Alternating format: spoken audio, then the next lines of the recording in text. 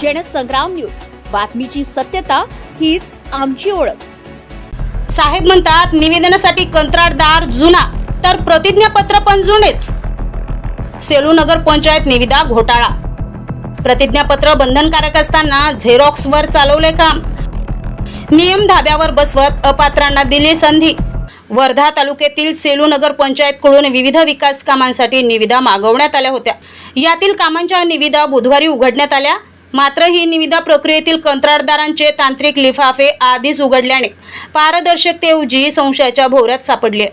सोबतच स्थानिक कंत्राटदारांनी थेट आरोप केला आहे की सुमारे 41 निविदांमध्ये नमूद अटी व शर्तीप्रमाणे पात्रतेसाठी 100 रुपये स्टॅम्प पेपरवर प्रतिज्ञापत्र नोटराईज असणे बंधनकारक असताना जणू नियम आपल्या बापाने बनवले याप्रमाणे कंत्राटदारांच्या स्टॅम्पचे झेरॉक्स प्रमाणपत्र जोडलेले असल्याचे बघताच अपात्र करण्याऐवजी मुख्याधिकारी अनुप अग्रवालद्वारे कंत्राटदारांना विशेष सवलत देण्यात आली।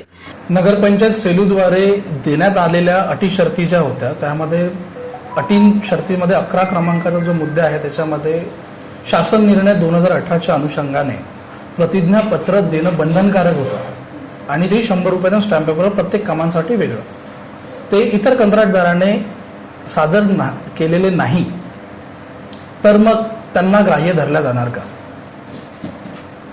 जे काही 2 कंत्राटदाराचे 100 रुपयाच्या स्टॅम्पवरती कागदपत्र खरे असल्याची देण्याबाबतचा विषय संबंधित कंत्राटदाराने उचललेला आहे।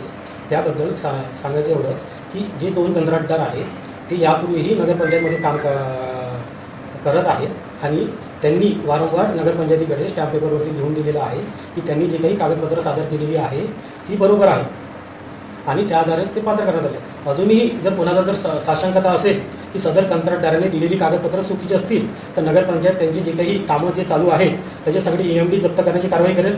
त्यांच्यावरती नगरपंचायतीची फसवणुकीचा 420चा गुन्हा दाखल करण्याची कारवाई करावी। प्रतिज्ञापत्र जे आहे आपल्याला सादर करण्यात आले होते हे 100 रुपये स्टॅम्प पेपरवर होते की झेरॉक्सवर होते? ते सांगतोय की आम्ही त्याचे सगळे निवेदी पत्रातले त्याचे कागदपत्र बघितले आणि 2000 सरळ प्रश्न आहे, आपला सादर करण्यात आलेला जो स्टॅम्प पेपर होता प्रतिज्ञापत्राचा हा झेरॉक्स होता की जो आहे ओरिजिनल होता 100 रुपयाचा स्टॅम्प पेपर होता? ते एकदा अजून मला खात्री करावं लागेल, बघावं लागेल।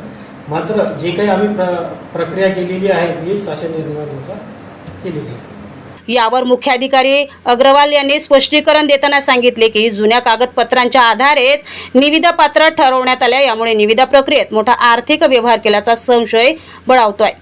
सदर प्रकार बघता नियमांना पायदळी तुडवत मनमानी करण्याची हिंमत करणाऱ्या मुख्याधिकारी व अधिकाऱ्यांवर पालकमंत्री पंकज भोयर आणि जिल्हाधिकारी वर्धा कारवाई करणार का की प्रकरण दडपल्या जाणार या प्रश्नासह सेलूमधील या निविदा प्रकरणात पुढे काय घडणार याकडे सर्वांचं लक्ष लागलंय। पलाश उमाटे, जनसंग्राम न्यूज, वर्धा।